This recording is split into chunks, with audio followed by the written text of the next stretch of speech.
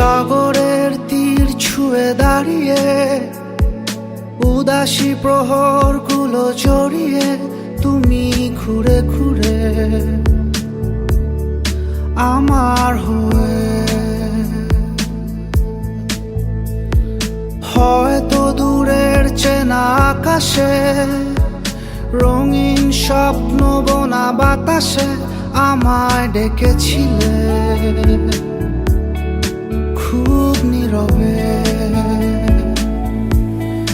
তাই আমি সেথায় হারা যেথায় তুমি আমায় ভাষা, যেথায় তুমি আমার সাথে মিশে যাবে।